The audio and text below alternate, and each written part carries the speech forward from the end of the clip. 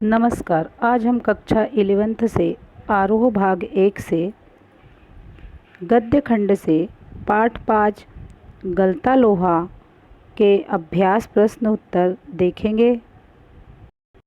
गलता लोहा शेखर जोशी द्वारा लिखित एक कहानी है। प्रश्न क्रमांक एक, कहानी के उस प्रसंग का उल्लेख करें जिसमें किताबों की विद्या और घन चलाने की विद्या का जिक्र आया है। उत्तर, जिस समय धनराम 13 का पहाड़ा नहीं सुना सका तो मास्टर तिलोक सिंह ने जवाब के चाबुक चलाते हुए कहा कि तेरे दिमाग में तो लोहा भरा है रे, विद्या का ताप कहाँ लगेगा इसमें। यह सच है कि किताबों की विद्या का ताप लगाने की सामर्थ्य धनराम के पिता की नहीं थी। उन्होंने बचपन में ही अपने पुत्र को धोकने फूंकने और सान लगाने के कामों में लगा दिया था। वे उसे धीरे धीरे हथौड़े से लेकर घन चलाने की विद्या सिखाने लगे। उपयुक्त प्रसंग में किताबों की विद्या और घन चलाने की विद्या का जिक्र आया है। प्रश्न क्रमांक 2, धनराम मोहन को अपना प्रतिद्वंदी क्यों नहीं समझता था। उत्तर, धनराम मोहन को अपना प्रतिद्वंदी नहीं समझता था क्योंकि वह स्वयं को नीची जाति का समझता था। यह बात बचपन से उसके मन में बैठा दी गई थी। मोहन कक्षा का सबसे होशियार लड़का था। वह हर प्रश्न का उत्तर देता था। उसे मास्टर जी ने पूरी पाठशाला का मॉनिटर बना रखा था। वह अच्छा गाता था। मास्टर जी को लगता था कि एक दिन मोहन बड़ा आदमी बनकर स्कूल तथा उनका नाम रोशन करेगा। प्रश्न क्रमांक 3, धनराम को मोहन के किस व्यवहार पर आश्चर्य होता है और क्यों। मोहन ब्राह्मण जाति का था और उस गांव में ब्राह्मण शिल्पकारों के यहाँ उठते बैठते नहीं थे। यहाँ तक कि उन्हें बैठने के लिए कहना भी उनकी मर्यादा के विरुद्ध समझा जाता था। मोहन धनराम की दुकान पर काम खत्म होने के बाद भी काफ़ी देर तक बैठा रहा। इस बात पर धनराम को हैरानी हुई। उसे अधिक हैरानी तब हुई जब मोहन ने उसके हाथ से हथौड़ा लेकर लोहे पर नपी तुली चोटें मारी और धोकनी फूंकते हुए भट्टी में लोहे को गर्म किया और ठोक पीट कर उसे गोल रूप दे दिया। मोहन पुरोहित खानदान का पुत्र होने के बाद निम्न जाति के काम कर रहा था। धनराम संकित दृष्टि से इधर उधर देखने लगा। प्रश्न क्रमांक 4, मोहन के लखनऊ आने के बाद के समय को लेखक ने उसके जीवन का एक नया अध्याय क्यों कहा है। उत्तर, मोहन अपने गांव का एक होनहार विद्यार्थी था। 5वीं कक्षा तक आते आते मास्टर जी सदा उसे यही कहते कि एक दिन वह अपने गांव का नाम रोशन करेगा। जब 5वीं कक्षा में उसे छात्रवृत्ति मिली तो मास्टर जी की भविष्यवाणी सच होती नजर आने लगी।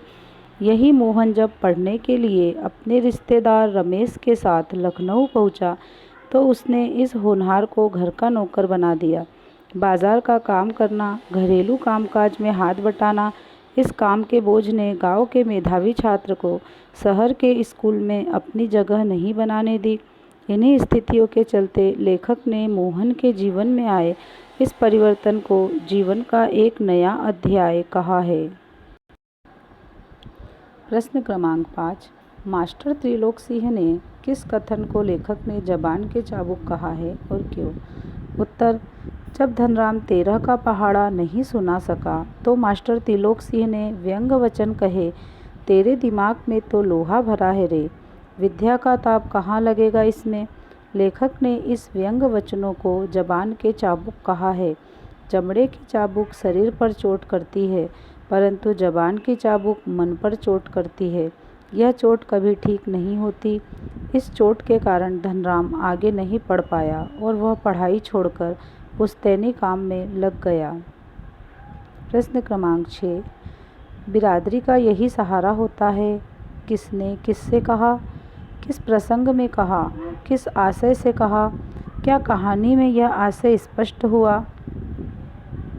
उनकी आंखों में एक सर्जक की चमक थी। कहानी का यह वाक्य किसके लिए कहा गया है, किस प्रसंग में कहा गया है, यह पात्र विशेष के किन चारित्रिक पहलुओं को उजागर करता है।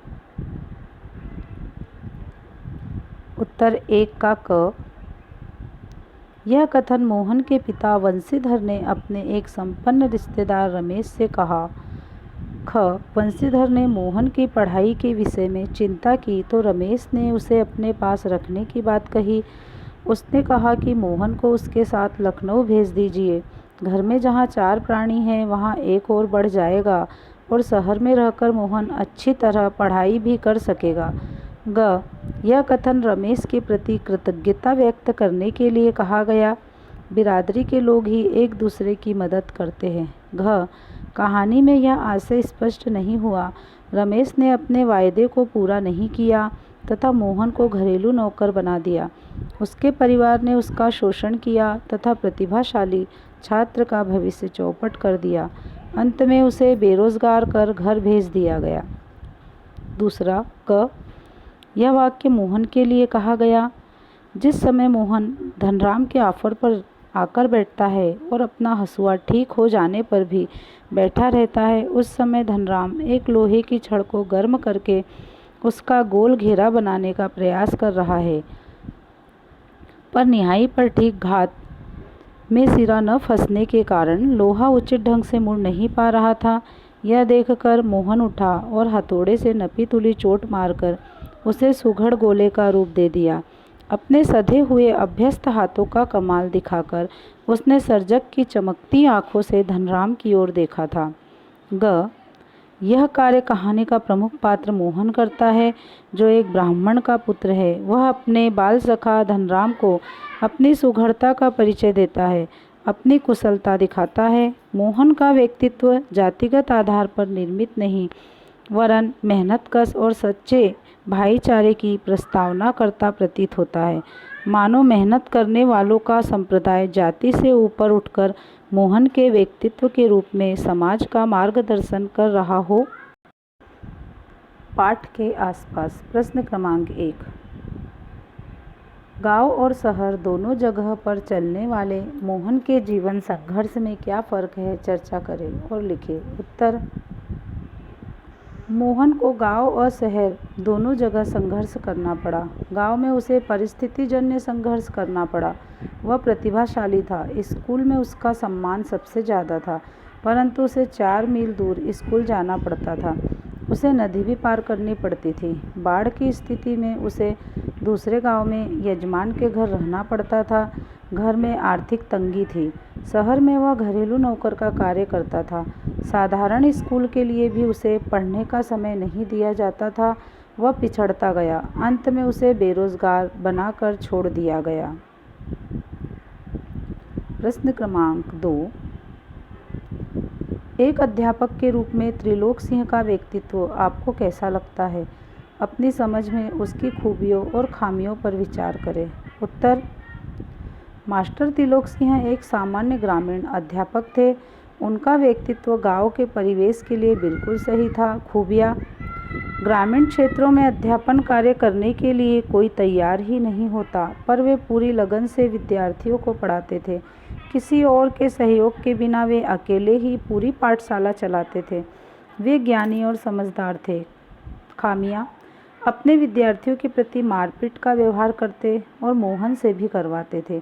विद्यार्थियों के मन का ध्यान रखे बिना ऐसी कठोर बात कहते जो बालक को सदा के लिए निराशा के खंदक में धकेल देती। भयभीत बालक आगे नहीं बढ़ पाता था। प्रश्न क्रमांक 3।